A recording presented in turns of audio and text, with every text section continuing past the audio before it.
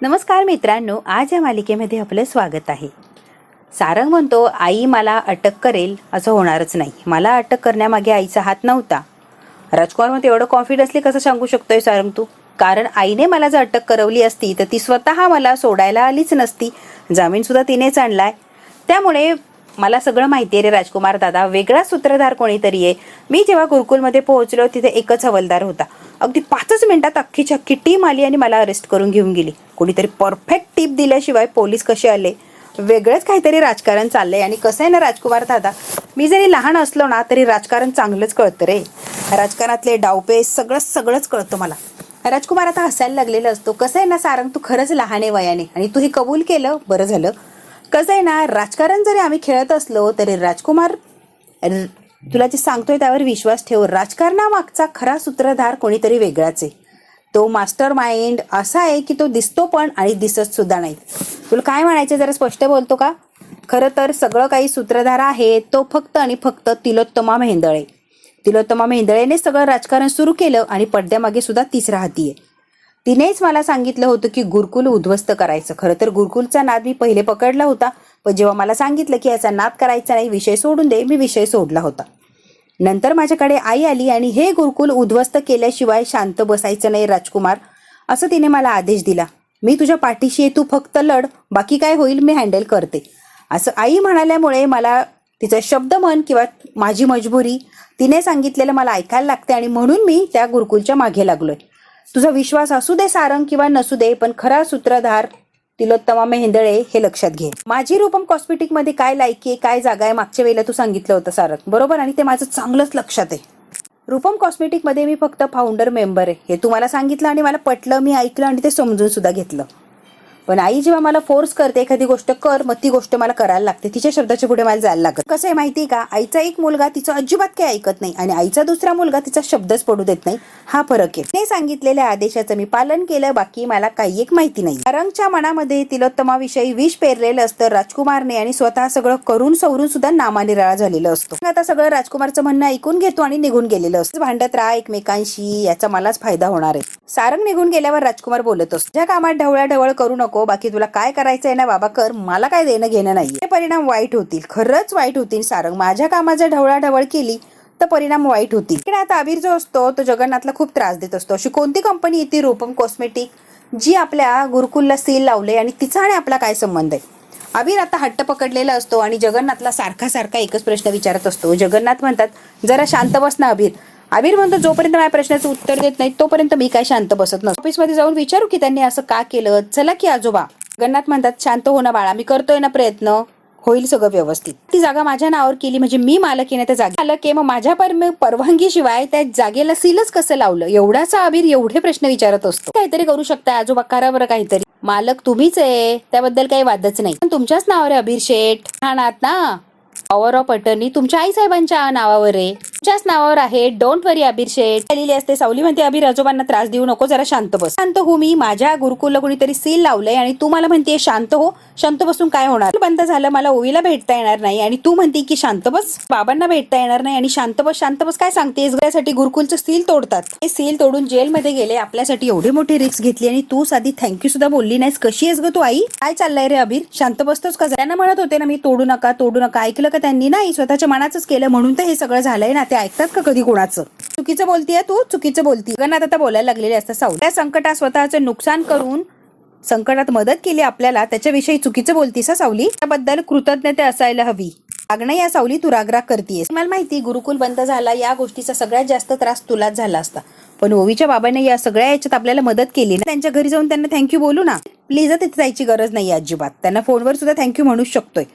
अगं फोनवर थँक्यू म्हणू शकतो, मग लाव की फोन. मग लावेल ना, आत्ता लाव फोन, आत्ताच कर फोन. काय रे हट्ट पकडतो? करीन म्हटलं ना, करीन नंतर. त्यांना त्रास द्यायला नको, निवांत असू दे. आपल्यासाठी एवढं सगळं केलं हे खरं आहे, पण त्याच्यानंतर त्यांच्या घरात काय महाभारत सुरू झाले असेल कमालीचं. काय काय त्यांच्या घरात सहन करायला लागत असेल त्यांना, त्यांनाच माहिती. काही फोन करेन, असू दे अबीर. सावली म्हणते, बाबा तुम्हाला जेवायला वाढते मी. सावली आता जगन्नाथला जेवणासाठी ताट करायला गेलेली असते. म्हणतो, मला माहिती आहे आजोबा, पक्क माहिती आहे, ही काय फोन बिन करणार नाहीये त्या सुपर हिरोला, फक्त माझं मन राखण्यासाठी म्हटली की फोन करणार आणि ही काय फोन लावत नसते, टाळाटाळ करणार आणि शेवटी त्याला फोनच लावणार नाही. मला चांगलं माहिती ना, पण आपल्यालाच काहीतरी करायला लागणार. बरं काय ठरवलंय अबीर? काहीतरी करायचंय म्हटल्यावर छोट्या मालकांनी काहीतरी ठरवलंच असणार. कसं आहे ना आजोबा, विचार करायला लागतो मग ठरवायला लागतं ना. अलग विचार करा आणि चांगलं ठरवा. हे देता का? लगेच विचार करायला लागलेला असतो की करायचं काय, सारंगला कसं थँक्यू म्हणायचं, कोणती पद्धतीने विचार करायची, कुठली स्टाईल हे विचार करायची. अहो आजोबा शांत बसा ना, माझ्या छोट्या मेंदूला चालना देतोय, मग त्याच्यातनं आयडिया बाहेर पडणार आहे. वीर म्हणतो डोंट डिस्टर्ब मी आणि जोरात म्हणतो आयडिया आली मला, आयडिया नाही सांगणार आहे मी, नंतर सांगणार आहे. मला सुपर हिरोला भेटायचंय, मग काय सांगेल मी तुम्हाला. बाबा भेट तुझ्या सुपर हिरो. कुमार आता फक्त विचार करत पडलेले असतो, त्याला काही झोप लागत नसते. मोनिका म्हणते काय रे झोप लागत नाही की काय, की सारंग चिडलाय म्हणून घाबरला. तर कोणाला मेसेज करते, मेसेज नाही करत यार राजकुमार, बस करते. कसले मेसेज करायचंय, चिडला तर चिडू दे, मला काय फरक पडत नाही मोनिका. आणि सारंगने भांडलंच पाहिजे आणि त्यातच खरी मजा आहे. सगळं असं काही साध्य होणार आहे बघ. कोडं पडलंय मोनिका, सारंग त्या गुरुकुलसाठी एवढं काय करतोय, काय अडकलंय त्या गुरुकुलमध्ये एवढं की तेवढा पार तडफडा होतोय त्याचा. आबरूची नाही, मेंदळेच्या कशाचीच नाही, मेंदळे असू दे कंपनी, त्याला कशाचीच चिंता पडलेली नाहीये, फक्त त्याला ते गुरुकुलच दिसतंय. असं का वागतोय मोनिका, तुला माहितीये का ग? जेलमध्ये तयार झालाय जायला एका पायावर, असं काय त्या गुरुकुलमध्ये की हा कशाचीच पर्वा करत नाही, अगदी बेफिकीर होऊन वागतोय. गुरुकुलमध्ये गडबड आहे ना, की सारंग सगळ्याचा विचार सोडून फक्त त्या गुरुकुलचाच विचार करतोय.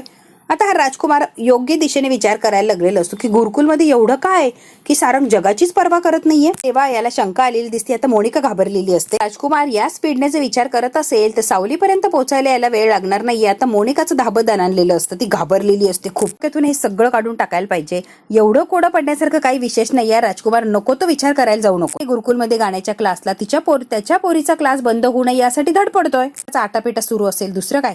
राजकुमार म्हणतो हळूहळू मोनिका झोपली ही पोरगी, नाही तर उठून बसायची. 100 संगीत क्लासेस कुठल्याही क्लासेसला टाकू शकतो ना, मध्ये कोण गाणं शिकवतो हे सुद्धा माहिती नाहीये, त्या गुरुचा सुद्धा पत्ता नाहीये. मला नाही माहिती कोण शिकवतो काय शिकवतो, मला काय देणं घेणं आहे. मोनिका त्या गुरुकुलमध्ये आपल्याला शोधून काढायला नको. गुरुकुल टीचर हजारो मिळतील, पण गुरुकुलच्या नावामध्ये दडलं की काय सगळं सरप्राईज. ते नावात म्हणजे काय रे राजकुमार, तिने नाही का मोनिका, तुझं नाव काय? स्वर सावली संगीत गुरुकुल. काय बोलतोय राजकुमार? हो नाव आहे गुरुकुलचं. हो तिचं नाव दिलंय गुरुकुलाला, तिचं नाव दिलंय गुरुकुलमध्ये म्हणजे गुरुकुलला जगन्नाथने. मोनिका म्हणते ठीक आहे ना, मग तूच बोलला होता ना मला, तो जगन्नाथने सावलीला मुलगी मानली म्हणून, मुलगी आहे म्हणून दिलं असेल नाव, त्यात काय एवढं विशेष, म्हणून ठेवलं असेल तिच्या आठवणीत नाव, एवढं काय विशेष आहे. काय विचार करतोय तू, नीट ऐकलं नाहीयेस का? सावली संगीत विद्यालय आठवणीत ठेवलं असतं तर कैलासवासी असं नाव असतं. ती जिवंत असेल म्हणूनच स्वर सावली असं नाव लिहिलंय ना, कैलासवासी कुठे लिहिलंय? सांगणारा पंडित अशी घोडचूक करू शकत नाही, बरोबर ना. त्याने स्वर्गीय काहीतरी लावलंच असतं. जिवंत असणाऱ्या व्यक्तीचं नाव आणि मेलेले असणाऱ्या व्यक्तीचं नाव लिहिण्यात फरक आहे, हे तर माहितीच आहे ना तुला. अरे हो, पण त्या पंडितला माहितीच नसेल ना की सावली जगली का मेली आहे, मग तो कसं लिहिणार काय? ती जर जिवंत असेल तर काय करायचं, माहिती खोटं बोलला असेल तर, ती जिवंतच असली तर करायचं काय? सावलीचं गेमच केला नसेल या खंड्याने तर काय करायचं? कोणीतरी दिले मजू माझ्याशी खोटं बोलला खंड्या, असंही होऊ शकतंय ना. म्हणते राजकुमार काय बडबड करतोस रे, कुठेही काही विचार करतोय, जरा शांत बस. किती वाजले, काहीही बडबड करू नकोस आणि विचार तर अजिबात करू नको. झोप बरं गुपचूप, मेलीये आणि हेच खरंय, तू झोप बरं. खंड्या सापडला पाहिजे ग, सगळ्या प्रश्नांची उत्तरं मिळतील. मोनी सापडला ना की प्रश्नांची उत्तर पटापट मिळतील आणि सगळी कामं अशी पटापट होतील बघ. कुमार फार सिरियस होऊन खंड्याविषयी सावलीविषयी बोलत असतो. मोनिका आता घाबरलेली असते आणि मम करायला लागते. याला जर सगळं कळालं तर हा काय मला जिवंत ठेवणार नाही हे मोनिकाला माहिती आहे, कारण राजकुमार सरफिरा असतो, तो काहीही करणार हे मोनिकाला माहिती. त्यामुळे ती घाबरलेली असते. खंड्यापर्यंत हा पोहोचता कामा नाही आणि सगळं काही मी केलंय हे जर याला कळालं तर हा माझा काय गळा पकडल्याशिवाय राहत नसतो. मोनिका इतकी घाबरते आणि राजकुमारला सारखी म्हणत असते झोप रे, नको विचार करू. तू कशाला टेन्शन घेतीये, गुड नाईट मोनिका, झोप शांत निवांत झोप. तर झोपी चाललेलं असतो. मोनिका म्हणते हा राजकुमार काय गप्प बसणार नाही आणि त्याला जर माझं नाव कळालं तर मला काय सोडणार. झालं तरी खंड्याला याच्या आधी सोडायला हवंय, म्हणजे राजकुमार खंड्यापर्यंत पोहोचणार नाही, असं काहीतरी करायला हवंय. आता मोनिका घाबरलेली असते आणि घाईघाईने खंड्याला शोधणार असते. काहीही करून खंड्या शोधायलाच लागणार. राजकुमार खंड्या आणि सावली या दोघांच्या पर्यंत सुद्धा पोहोचायला नको. ती जिवंत हे राजकुमारला कळता कामा नाही. अगदी वेडापिसा होईल तो. मला या घरात हवीये, घरात या घरची सून मला ती हवी आणि मी तिला आणणार म्हणजे आणणार. त्यांनी वैभव संपत्ती मला मिळून द्यायची असेल तर सावली एकच चावी माझ्यासाठी आणि त्या चावीचा मी वापर करणार. मोनिकाने स्वतःच्या स्वार्थासाठी सावलीला या घरात आणायचं यासाठी धडपडत असते. आता सारंग गाडीमध्ये असतो आणि गाडी लावून तो थांबलेला असतो. अभिर आलेला असतो पळत सुपर हिरो किती वेळ लावलाय, पाव किलो, सॉरी. तो निघतानी बघून निघायला लागतं ना, आईने मला बघू नये म्हणूनच तुझ्या घरासमोर आणून उभी केली ना रे, लागायला नको, त्रास व्हायला नको म्हणून. Super hero thank you. तर चला हो सुपर हिरो, चला इथून पटकन. आता गाडीत बसतो आणि पटकन चला असं म्हणत असतो. हिरो होतोय ना, चला की. सुरू होण्याच्या आधी एक महत्वाचं काम आहे, ते काम करायचंय आपल्याला. सुपर हिरो गेल्यावर एका स्पेशल रूम मध्ये पोहोचायचंय. मग पुढचं मी सांगतो. तू फेरी सुरू झाली. प्रत्येक मॅच फायनल सारखी वाटणार. बरं बोलला असता बरं सुपर हिरो.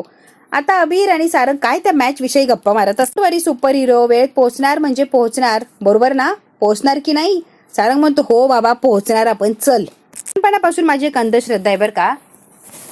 अभिर मॅच सुरू व्हायच्या आधी टीव्ही चालू केला तर मॅच जिंकत नाही, आपण हरतो. आणि मॅच सुरू झाल्यानंतर जर मी टीव्ही चालू केला तर मॅच जिंकतो. अभिर आता हसायला लागलेला असतो. सारंग नसतं सुपर हिरो काहीही विचार करता. विचारांचे ना म्हणून असं बोलता. तू ग बदललं, जग खूप पुढे गेलेलं असतो. ओल्ड इज गोल्ड, जुनं तेच सोनं आहे बाबा. तिला बघ की कसं धुमाकूळ घालतोय, काय भारी खेळतोय तो, टकाटक. तो बघितला ना? लेजंडच असतात. म्हणतात तसं खरंही असेल सुपर हिरो, त्याबद्दल काही म्हणणंच नाही. वर्ल्ड कप आत्ताच्या लोकांचा असतो, यंग मुलांचा. बघा कसे एकामागे एक शॉक बसताय सगळ्यांना. अभिर मॅच विषयी इतकी बडबड करत असतो, याला इतकं नॉलेज असतो की सारंग याच्याकडे बघतच राहिलेला असतो.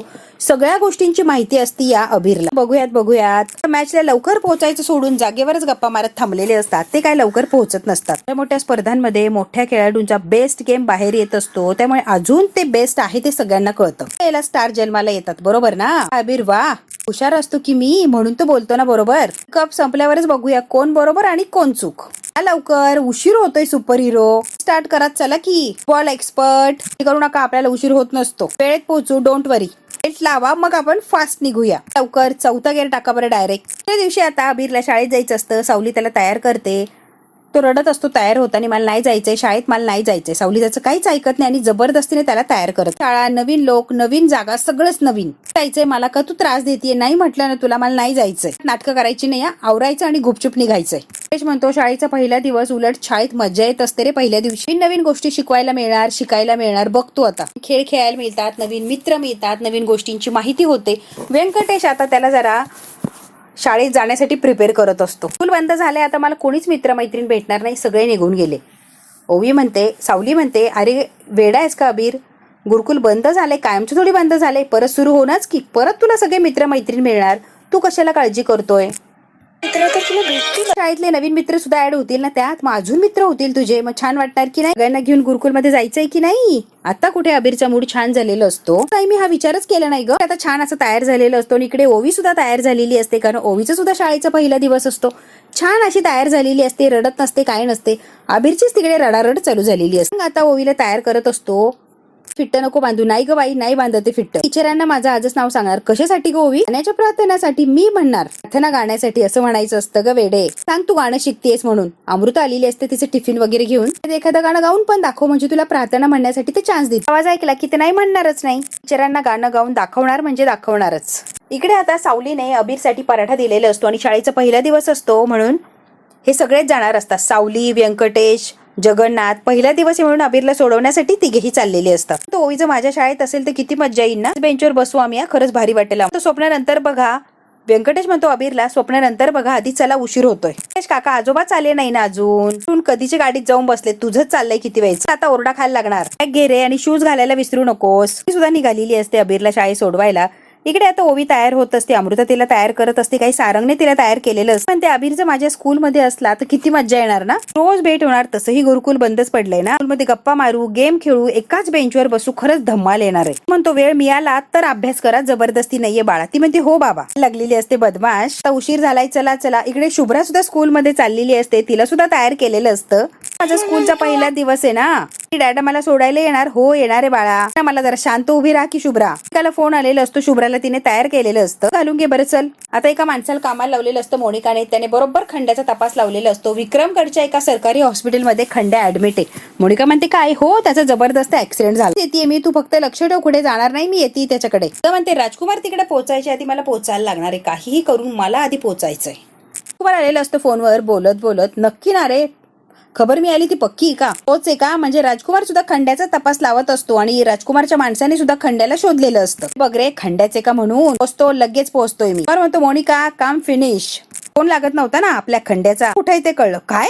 हो, कळायला का रे फायनली? विक्रमगडला सिव्हिल हॉस्पिटलमध्ये ऍडमिट आहे. झालाय त्याचा, म्हणूनच फोन लागत नव्हतं. बरं, त्याचा फोन उचलणार नाही असं होणारच नाही मोनिका. करू आणि निघू के? राजकुमार ऐक ना, शाळेचा पहिला दिवस आहे आणि आपल्याला जायला लागला. दोघंही चला मला ड्रॉप करायला, आणि तिला नाराज कसं करायचं? पुढून पुढे जाता येईल ना, मिनिटं लागतील जास्ती. ड्रॉप केलं की मी पण येते की तुझ्यासोबत खंड्याला भेटायला. तुझी कंपनी नको, मला नाही जायचंय तुझ्यासोबत. ती का खंड्याला त्याला भेटायला निघाली? विषय वेगळे असतात, कामं वेगळी असतात. तिथे तू काय करणार ग? क्रिटिकल आहे, माझ्या पद्धतीने चौकशी करू दे. पद्धतीने चौकशी करायला लागणार, तरच मला सत्य काय ते कळेल.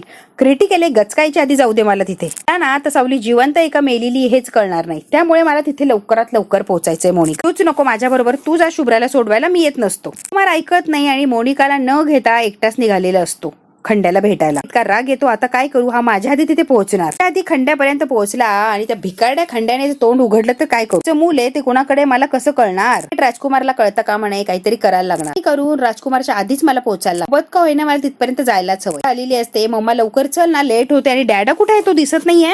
नाही येते, डॅडा चाललाय काहीतरी काम आहे म्हणून. हे कमीच घेतलाय एकटीने, मी जाणार रे बाळा. ती नाही, डॅडा गेलाय बाहेर. घेणं देणंच नसतं कशाचं. नाही काय नाही, चल बॅग पकड आणि चल. कळतच आलेली असती शुभ्रा आणि मोनिका. चल चल चल, उशीर होतोय. खाली आता ओवीची सुद्धा तयारी चाललेली असते. ओवी छान अशी तयार झालेली असते. ते बाबा मला उचलून घे. सारंग म्हणतो हो ना, घेतो ना. टीचर उचलून घेणारे काय गे? गॉगल लाव बरं, गॉगल लाव. आता गॉगल वगैरे लावलेलं असतं आणि ओवी म्हणते तू माझा सुपर हिरो. सारंग आणि ओवी चाललेले असतात आणि आता अमृता म्हणत असते बाय. मोनिका आणि शुभ्रा सुद्धा आलेली असते खाली. पटपट चल पटपट. शुभ्रा अगदी पळतच आलेली असते. पहिला दिवस आहे. तिलोत्तमा म्हणते all the best Shubhra, all the best. Enjoy करा, जा मस्तपैकी अभ्यास करा आणि खूप मोठी हो बरं शुभ्रा. ड्रॉप करून ये, ऑफिसला जायचंय, महत्वाची मीटिंग. मनातल्या मनात म्हणते मी जर ऑफिसला गेले तर विक्रमगडला कोण जाणार? राजकुमार तिथे पोहोचणार ना, खंड्याला भेटणार ना. राजकुमार पोहोचायच्या आधी मला त्या विक्रमगडला जायचंय. आता मनातल्या मनात हे सगळं विचार करत असते की राजकुमारच्या आधी मला तिथे जायचंय. संधी आहे, तिलोत्तमाला राजकुमारच्या मागे लावून द्यायला हवं. कसला विचार करतेय? करते तुम्हाला कसं सांगू, पण मी फायनली सांगतेच. तुम्हाला घेऊन जातं का प्लीज प्लीज? मला खूप महत्वाचं काम आहे प्लीज. शाळेचा पहिला दिवस आहे, फॉर्मॅलिटीज वगैरे खूप वेळ होऊन जाणार. राजकुमारला बोलवा, राजकुमार येईल की तुमच्यासोबत का प्लीज? नाही आई प्लीज, मी तुम्हाला म्हणते आजचे दिवस यांना घेऊन जा प्लीज. राजकुमारलाच न्या, त्यांना सगळं कळायला पाहिजे ना. मोठे मोठे डिसिजन घेताना असू दे की ते सुद्धा बरोबर. मोनिका बोलते मी त्यांच्याशी, थँक्यू आई. तेव्हा म्हणते ऑल दी बेस्ट. आता मोनिका आणि शुभ्रा पळतच गेलेले असतात शाळेसाठी आणि तिलोत्तमा हसत असते. फार कौतुक वाटत असतं शुभ्रा शाळेला गेली. आता मोनिका राजकुमारला मीटिंगला नेणार की राजकुमार मोनिका तिलोत्तमाचं ऐकणार नाही आणि मीटिंगला न जाता डायरेक्ट खंड्याकडे जाणार. आणि मोनिकाच्या आधी जर खंड्याला राजकुमार भेटला तर खंड्या काय राज आहे जे राजकुमारला सांगणार? हे जर बघायचं असेल तर बघायला लागणार आपल्याला पुढचा भाग. हा भाग इथेच संपतो. लाईक शेअर सबस्क्राईब नक्की करा. धन्यवाद मित्रांनो.